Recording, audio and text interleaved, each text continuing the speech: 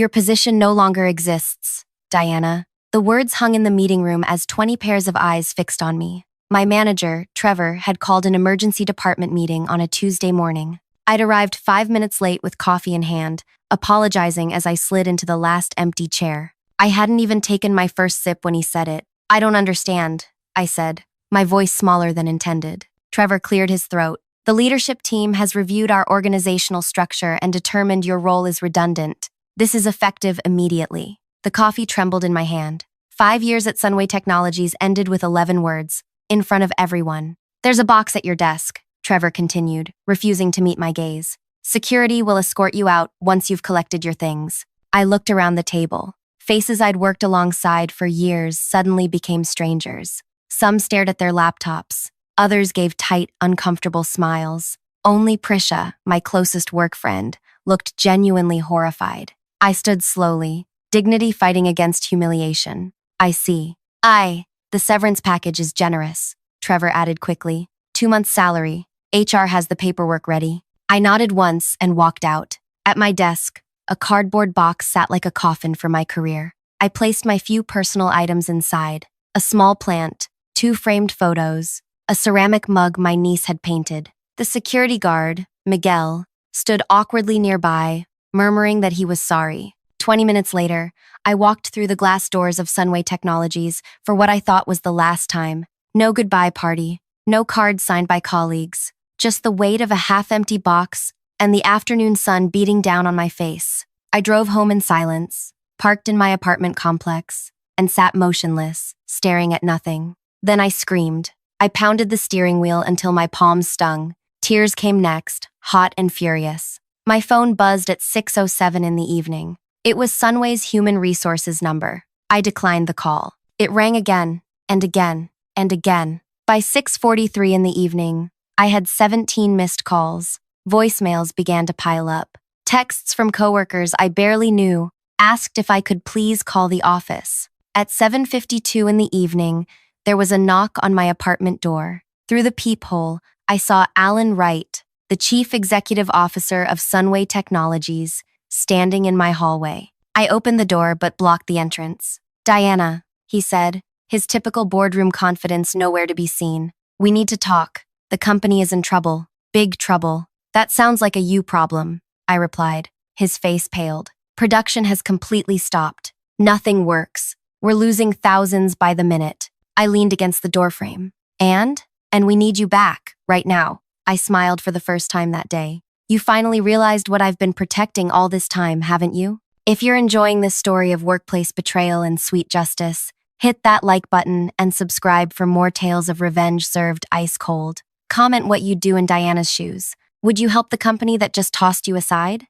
My name is Diana Everell, and until today, I was the systems integration specialist at Sunway Technologies. At 34, I'd spent my best working years there, climbing from IT support to creating a position that didn't exist before me. I'm not what most people picture when they think tech wizard. I don't code for fun on weekends or collect vintage computers. I studied anthropology in college, fell into an IT help desk job to pay bills, and discovered I had a knack for understanding how systems, both technological and human, interact with each other. My apartment reflects this duality. Bookshelves with technical manuals next to anthropology textbooks, tribal masks from my fieldwork hanging above my workstation with 3 monitors. I live alone except for a one-eyed cat named Pixel who judges my life choices from various high perches. "May I come in?" Alan asked, straightening his expensive tie. I considered saying no, but curiosity won out. I stepped aside. Alan entered cautiously,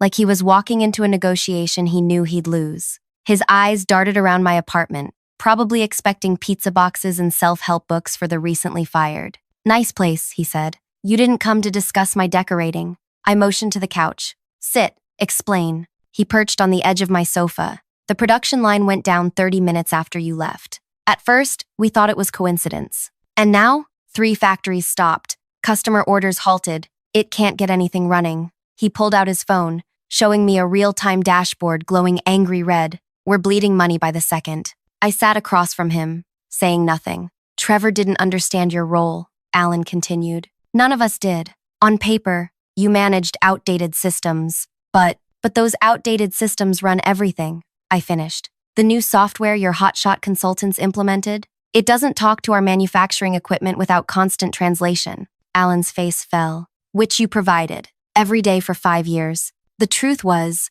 Sunway operated on infrastructure from 3 different decades. When they acquired smaller companies, they inherited legacy systems nobody understood. Rather than properly upgrading everything, expensive and disruptive, they kept adding software layers on top, like paint over rotting wood. I became the human middleware connecting these incompatible systems. I wrote scripts each morning to sync inventory. I manually transferred production data between platforms. I created workarounds when the expensive new customer portal couldn't communicate with our actual manufacturing process. None of this showed in my job description. The executives saw me as someone babysitting outdated computers. The consultants who recommended eliminating my position never bothered to track what I actually did all day. Diana, I'll be blunt. We need you back. Tonight. Name your price. I laughed. You think this is about money? Double your salary. Triple it. I stood up and walked to the window. Outside, city lights blinked on as dusk settled. My reflection looked different somehow. Stronger. For 5 years, I warned about our infrastructure problems. For 5 years, I was ignored. I wrote reports explaining the risks. I proposed transition plans. I requested meetings. All denied or dismissed. Alan shifted uncomfortably. We should have listened. Yes, you should have. I turned to face him. But instead, you humiliated me today, in front of my colleagues. That was Trevor's decision, not mine. You approved it. He couldn't deny it. What do you want, Diana? That was the question, wasn't it? What did I want? Revenge came to mind, letting them suffer the consequences of their arrogance. But was that enough? I need to think, I said finally. Go back to the office. Try to contain the damage. I'll call you in the morning with my decision. We don't have until morning, he said, panic edging into his voice. Major clients have deadlines tomorrow. If we miss them, then you shouldn't have fired the only person keeping everything running. I walked to the door and opened it. Good night, Alan. After he left, I poured a glass of wine and sat on my balcony. My phone continued buzzing with desperate messages. Part of me wanted to help. I'd built those connections, nurtured those systems. But another part, a growing part, recognized an opportunity I might never get again. By midnight, I'd made my decision. I picked up my phone and made one call, not to Alan or Sunway, but to someone else entirely, someone who would help me transform this betrayal into something much more powerful than a mere return to status quo. Hello, Raj. It's Diana. Remember that conversation we had last month? I'm ready to discuss it further. Can you meet for breakfast? As I hung up, a plan began forming, one that would make Sunway regret ever underestimating me. By 7 the next morning, I sat across from Raj Mehta at a small breakfast place, 3 blocks from my apartment. Raj ran a tech consultancy specializing in industrial systems and had been trying to recruit me for over a year. So they actually fired you, he said, stirring his coffee. After everything you built for them, I nodded, watching steam rise from my untouched tea. 5 years gone in 30 seconds.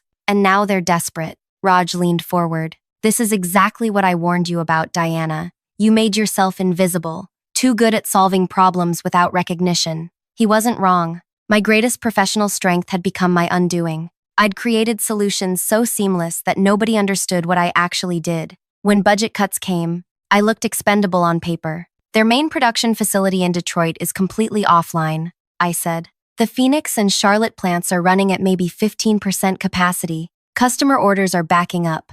Their quarterly earnings call is next week. Raj whistled low. They're toast. Alan offered to triple my salary if I come back. And I took a deep breath. I'm not going back. At least not as an employee. Raj grinned. Now we're talking. Join my team. We'll offer Sunway consulting services at premium rates. They'll pay whatever we ask.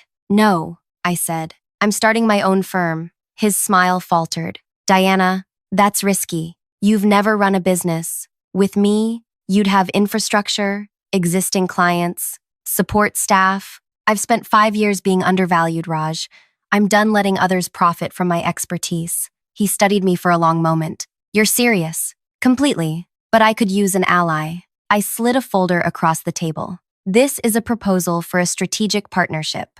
Your firm handles the clients you already have. Mine specializes in legacy system integration and rescue operations. We refer business to each other. Split fees on joint projects. He opened the folder, eyebrows rising as he read. You prepared all this overnight? I've been planning an exit for months. Just didn't expect it to happen quite this way. After an hour of negotiation, we shook hands. Raj would help me establish my company quickly, provide temporary office space, and introduce me to potential clients. In return, I'd collaborate on existing projects where his team struggled with outdated systems. By 9, I called Alan. His voice was ragged with exhaustion. Diana, thank God. When can you start? I'm not coming back as an employee, I said calmly. What do you mean? I've launched my own consultancy, Everil Systems Integration. If Sunway wants my help, you'll need to hire my firm. Silence stretched between us. You can't be serious. My standard rate is $350 per hour,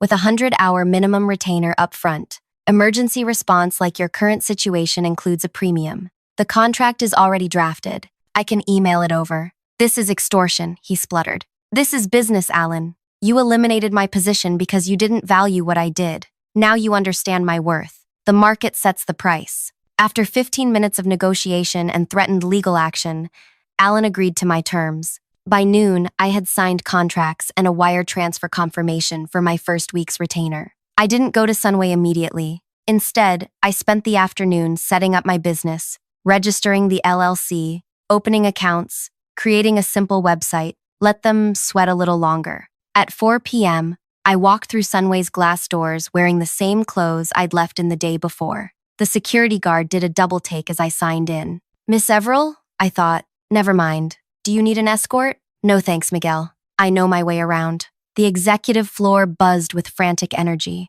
Assistants scurried between offices. Through glass walls, I saw board members gesticulating in the main conference room. Nobody noticed me until I reached the IT department. The scene there stopped me cold. My former colleagues looked shell-shocked. Empty coffee cups littered desks. Some had clearly been there all night. Prisha spotted me first, her exhausted face lighting up. Diana, she rushed over, whispering, it's a nightmare. Nothing works. Trevor's been locked in his office crying since midnight. Where's the crisis team working? I asked. She pointed to the large project room. Inside, 24 people surrounded whiteboards covered with diagrams of Sunway's systems architecture, most of it wrong. I pushed open the door. Conversations halted mid-sentence. All eyes turned to me. Alan stood at the front, tie loosened, sleeves rolled up. Diana's here as a consultant, he announced. She'll be leading the recovery effort. I set down my bag. Everyone not directly involved with systems or production,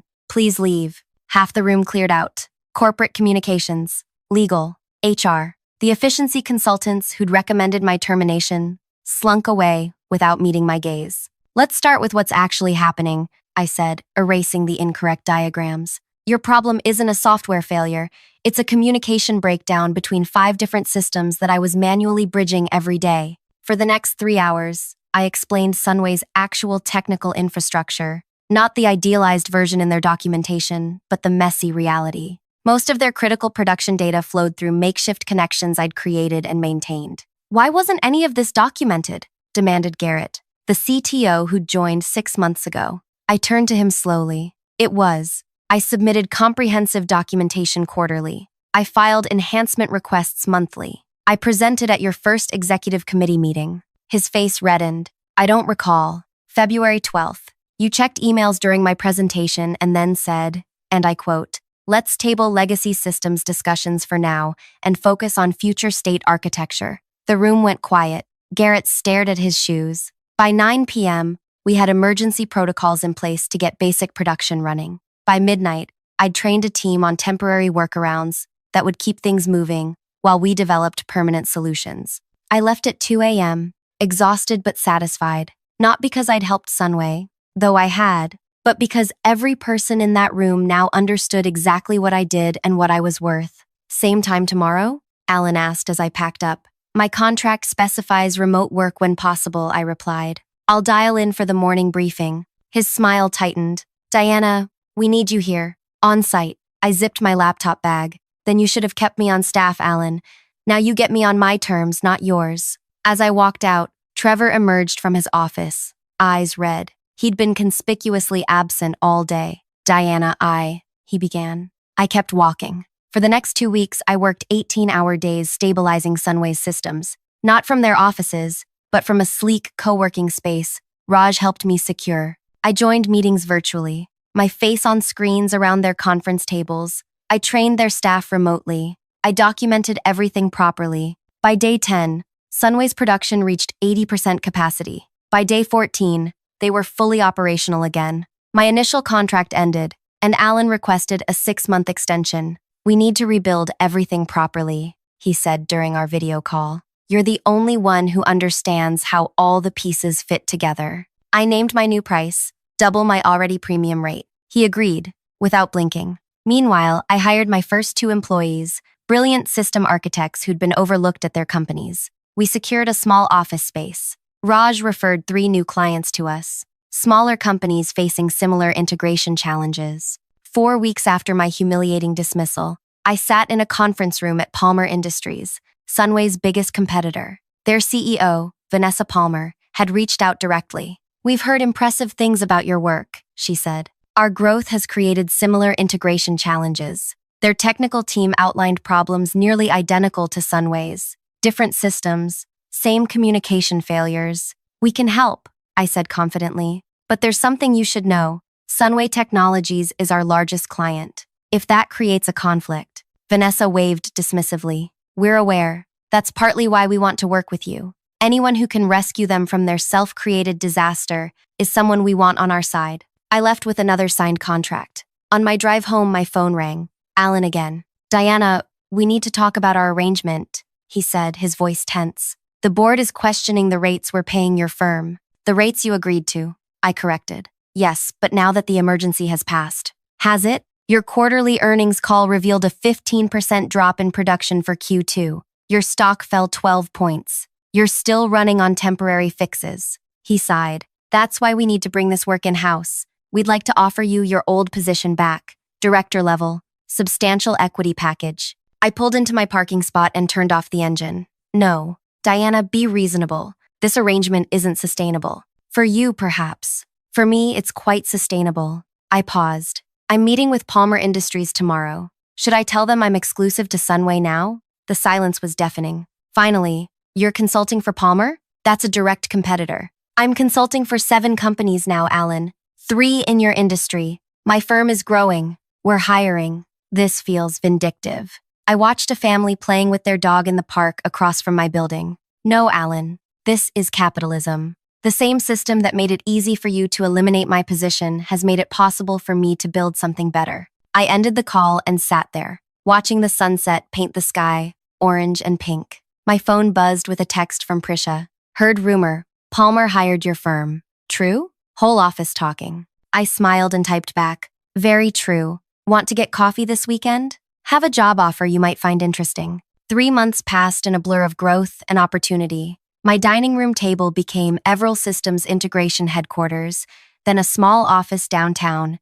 and finally a full floor in a sleek building with a view of the river. We grew from just me to a team of 12, specialists in legacy systems, integration architects, and project managers. I hired Prisha as my operations director. She gave notice at Sunway the Monday after our coffee meeting. "Trevor looked like he might actually faint," she told me, setting up her new desk. "He asked if you put me up to it. And you said?" "I said you offered me double my salary and equity in a growing company." He didn't have a response for that. By month 4, we had contracts with 15 clients across 3 industries. Sunway remained our largest account, but their share of our revenue dropped from 100% to barely 30%. I limited my personal involvement there to weekly strategy sessions, assigning day-to-day work to my team. Alan hated this arrangement. "We're paying premium rates for Diana Everell," he complained during one video call. "Not her junior staff." "My junior staff includes former senior architects from Microsoft and IBM," I replied calmly. "And our contract specifies Everell Systems Integration Services, not exclusively my time." He'd grown increasingly desperate as our leverage shifted. Sunway's recovery was slower than projected. Their stock continued to struggle. Shareholders asked pointed questions about operational stability. One Tuesday morning, Alan requested an urgent meeting, in person, at Sunway headquarters. "What's this about?" I asked Prisha, who managed my calendar. He wouldn't say, just that it's confidential and can't be discussed remotely. Warning bells rang in my head. Schedule it for tomorrow, and ask Raj to join us. The next day, Raj and I walked into Sunway's lobby together. The receptionist's eyes widened slightly. She clearly hadn't expected two people. "Mr. Wright is waiting in the executive conference room," she said, handing us visitor badges. As we rode the elevator, Raj murmured, "Something feels off. You were smart to bring backup." The conference room door opened to reveal not just Alan, but Sunway's entire executive team, plus two men in expensive suits I didn't recognize. "Diana," Alan said tightly, "we weren't expecting Mr. Mehta. Raj is my business advisor," I replied, taking a seat. "What's this about?" Alan nodded to one of the strangers, who slid folders across the table. "I'm David Kellerman, corporate counsel," he said. "We've prepared a cease and desist regarding your work with Palmer Industries and other Sunway competitors." I didn't touch the folder. "On what grounds?" "Conflict of interest and misappropriation of proprietary information." Raj laughed openly. "You're claiming Diana has shared Sunway's secrets with competitors?" "She has intimate knowledge of our systems," Garrett, the CTO, interjected. "Knowledge gained as our employee." I leaned forward. "Knowledge gained building solutions you never bothered to understand. There's nothing proprietary about the fact that you run a patchwork of incompatible systems." "Nevertheless," Kellerman continued, "we believe a court would find merit in our position. We're prepared to pursue this aggressively." The threat hung in the air. They expected me to crumble, a solo entrepreneur intimidated by their legal resources. They didn't know I'd anticipated this move. "Open the other folder, please," I said quietly. Alan frowned but complied. His eyes widened as he scanned the document inside. "This is a lawsuit," he said. "Yes, for wrongful termination, defamation, and tortious interference with business relationships." I kept my voice steady. "I haven't filed it yet, but I will if you pursue your baseless claims." "You can't be serious," Garrett sputtered. "I have documented evidence that my termination was part of a discriminatory pattern. Sunway eliminated roles held by women and minorities at twice the rate of those held by white men during your reorganization. I also have communications showing Mr. Wright knew my actual job functions but misrepresented them to justify my termination." The color drained from Alan's face. "That's not true. Your own emails say otherwise. The ones where you told Trevor to find a way to move Diana out 3 weeks before claiming my position was redundant." The room went silent. I hadn't actually seen those emails, but Alan's reaction confirmed my suspicion. "Additionally," Raj added smoothly, "we've documented 7 instances where Sunway representatives contacted Everill's clients, suggesting our work was compromised by conflicts." That part was true. 2 clients had forwarded us concerned messages from Sunway's sales team. Kellerman whispered something to Alan, who nodded grimly. "Perhaps we can find a middle path," Alan offered. "A mutual non-disparagement agreement, exclusive arrangements with certain clients." "No," I said simply. "Here's what's going to happen. You'll withdraw any objections to my firm working with whomever we choose. You'll continue our existing contract at current rates, and you'll provide a written reference attesting to the quality of our work. Or," Garrett challenged, "or we walk away completely. Today. No notice period, no knowledge transfer, no documentation of the temporary fixes currently holding your production systems together." 6 pairs of eyes stared at me. They knew I wasn't bluffing. "We need time to discuss this privately," Alan said finally. Raj and I waited in the lobby for 45 minutes. When we returned, only Alan and Kellerman remained. "We accept your terms," Alan said, not meeting my eyes. I nodded. "I'll have my attorney draft the agreement." As we left, Raj shook his head in admiration. "That was masterful. You knew exactly which pressure points to hit." "I learned from the best teachers," I replied. "People who thought I wasn't paying attention." The confrontation with Sunway marked a turning point. Word spread quickly through the industry about a small firm that stood up to a corporate giant, and won. Clients sought us out, often specifically requesting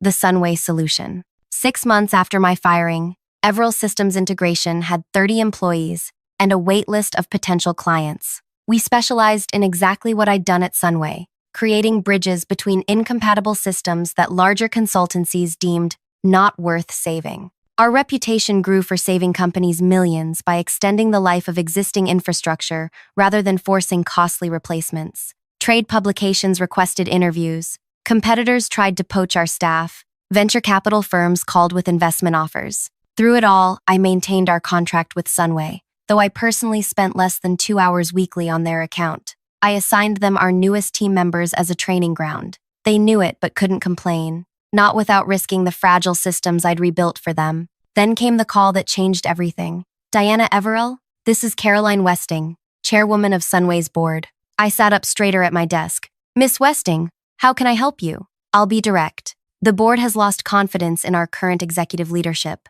The production failures earlier this year, followed by 2 quarters of declining performance, have forced us to make changes. My pulse quickened. I'm sorry to hear that. Alan Wright has been asked to resign, effective immediately. Several other executives will follow. I said nothing, waiting. We're implementing a strategic restructuring, she continued. Part of that includes bringing critical functions back in-house. Your systems integration work tops that list. Here it was. They wanted to terminate our contract. I'd anticipated this eventually. I understand, I said carefully. We can coordinate an orderly transition. That's not why I'm calling, she interrupted. I'm calling to discuss acquisition. I nearly dropped the phone. Acquisition? Sunway wishes to acquire Everell Systems Integration. Full purchase. You and your team would become our internal systems division, with you as CTO. The offer was staggering. Nearly $30 million, plus executive positions for me and my leadership team, generous stock options, and operational autonomy.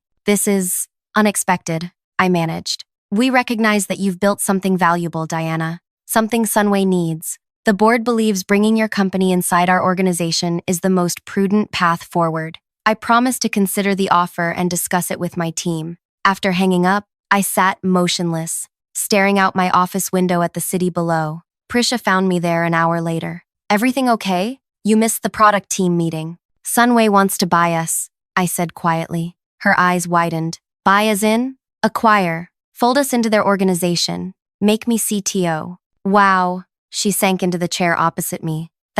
What are you thinking? I turned from the window. I'm thinking about a meeting room 14 floors up in their building. About 20 faces watching as my career was ended in 30 seconds. And now they want you back. They want what we've built. I gestured to our office beyond the glass walls. Bright, energetic, collaborative. They want to own it. For 2 weeks, I kept the offer to myself, sharing it only with Prisha and Raj. We examined it from every angle. The money was extraordinary, the positions powerful, the validation complete. At the end of those 2 weeks, I requested a meeting with Caroline Westing and Sunway's board. The boardroom was intimidating. All dark wood and leather chairs. 12 board members seated on one side, just me on the other. No Prisha, no Raj. Just me facing the power structure that had once dismissed me without a second thought. Thank you for meeting with us, Miss Everell, Caroline began. Have you reached a decision regarding our offer? I opened my portfolio and removed a single sheet of paper. I have. The tension in the room was palpable. Some board members leaned forward eagerly. Before I share my decision, I want to tell you what happened the day I was fired. Caroline frowned slightly. I'm not sure that's... I was humiliated in front of my colleagues, escorted out by security. No one called to check if I was okay. No one thanked me for 5 years of service. I was discarded. The room grew uncomfortably silent. When your systems collapsed, I came back. Not because I cared about Sunway, but because I saw an opportunity to build something for myself. Something better. I slid the paper across the table. It wasn't the signed acquisition agreement they expected. This is our new contract proposal.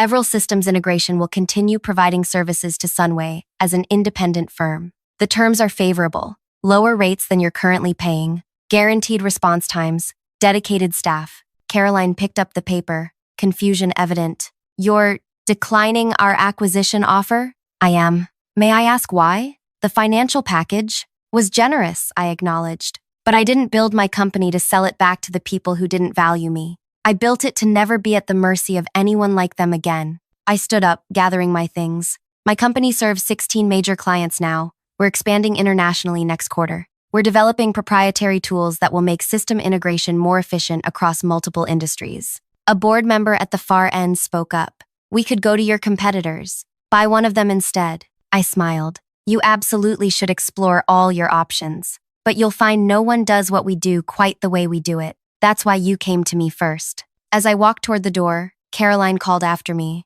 Diana, the board can improve the offer. Significantly. I paused, hand on the doorknob. It was never about the money, Miss Westing. It was about respect. The time to show that was before you lost me, not after. The next day, Sunway's board accepted our contract proposal. 2 weeks later, they announced a new CEO and executive team, none of whom had been involved in my termination. 1 year to the day after being told your position no longer exists, I stood before my company of now 58 employees, cutting a cake shaped like our logo. To Everil Systems Integration, Prisha toasted, and to Diana, who turned rejection into an empire, the office erupted in cheers. As I looked around at the team we'd built, diverse, brilliant, valued, I realized the perfect revenge wasn't making Sunway suffer. It wasn't even becoming wealthy from their desperation. The perfect revenge was creating something they could never own, something that existed because they underestimated me,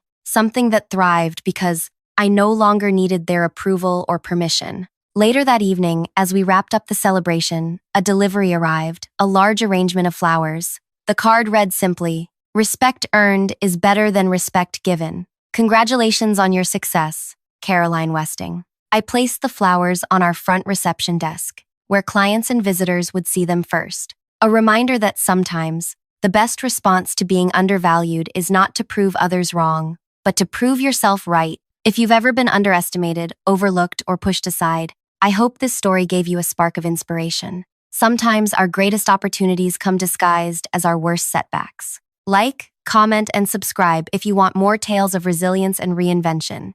And share your own story in the comments. When has rejection led you to something better than you could have imagined?